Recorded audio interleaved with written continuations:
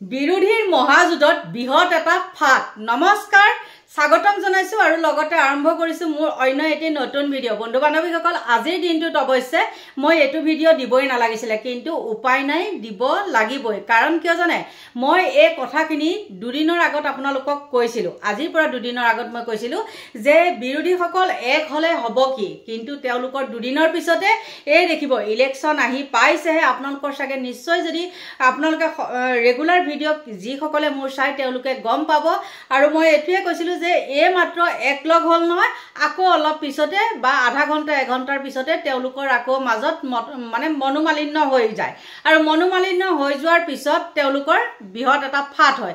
আৰু ঠিক তেনেকুৱাই হ'ল, সকলো সিদিনাখন একলগ হ'ল, একেলগে খেলিম বুলি ক'লে, মিত্ৰযুঁজ আৰম্ভ কৰিলে। তাৰ পিছতে 12 তাৰিখে সেইটো ক'লে আৰু 13-14 তাৰিখে তেওঁলোকৰ এটা ডাঙৰ মানে ইছ্যু লগাই ল'লে, লৈ পেলাই কিবা কিবি বেবেৰি বাং কথা কৈ পেলাই তেওঁলোকে ফাট মেলাই দিলে। আচলতে বাৰু এওঁলোকে মনে মনে তলে তলে বাৰু হিমন্ত বিশ্বকে ছাপোৰ্ট কৰে নেকি?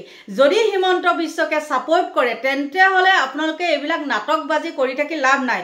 যি দলেই নহওক কিয় দেই, XYZ যি দলেই নহওক কিয়, হিমন্ত বিশ্ব শৰ্মাক হৰুৱাটো ইমান সহজ কথা নহয়। আমি ভাবিছিলো যে আপোনালোক সকলো এক হ'ব, সকলোৱে মকামিলা কৰি পেলাই সকলোৰে মানে সমিল মিলৰ মাজেদি মানে হিমন্ত বিশ্ব শৰ্মাক আঁতৰোৱা হ'ব। আৰু এইটোও কৈছিলো যে সহজে কিন্তু হিমন্ত বিশ্ব শৰ্মাক আপোনালোকে আঁতৰাব নোৱাৰে।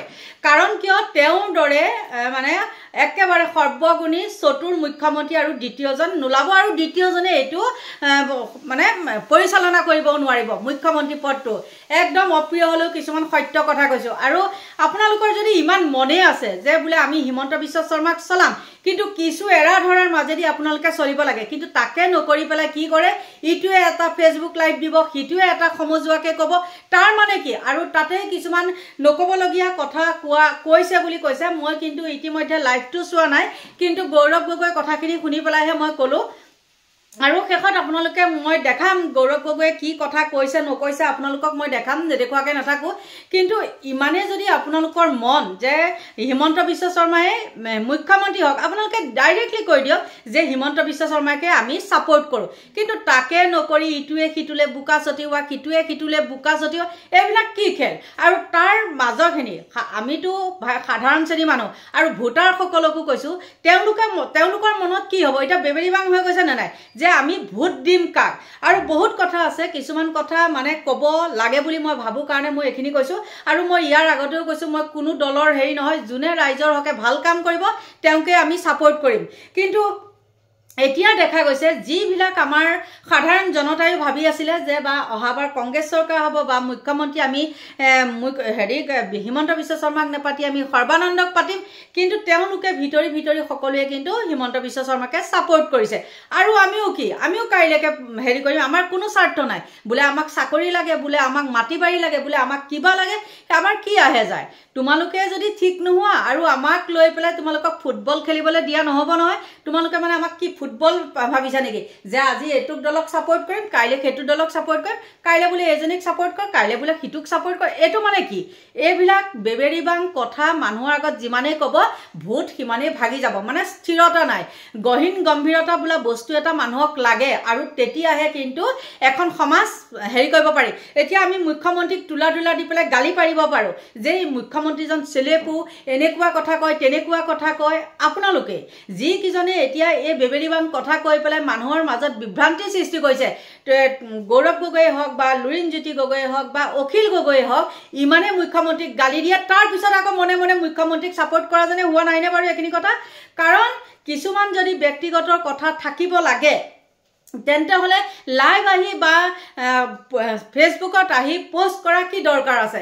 আপোনালোকে সমিল মিলৰ মাজেদি সকলোখিনি একগোট হৈ পেলাই আপোনালোকৰ মনত যদি কিবা খুদ আছে, তেন্তে হ'লে আপোনালোকে গুপুতে আলোচনা কৰক। তাত মিডিয়াও থাকিব নালাগে, মিডিয়া থাকক, বাহিৰত থাকক, কিন্তু সেইটোকে নকৰি আপোনালোকে ফেচবুক লাইভ এটাই বোলে আমাক এনেকৈ কৈছে তেনেকৈ কৈছে। গৌৰৱ গগৈয়ে এইটো পূৰা একদম হেৰি কৰি দিছে। আৰু লাইভ মই চোৱা নাই, মই সঁচা কথা কৈছোঁ, মই লাইভ চোৱা নাই মোৰ, কাৰণ ফেচবুক বন্ধ।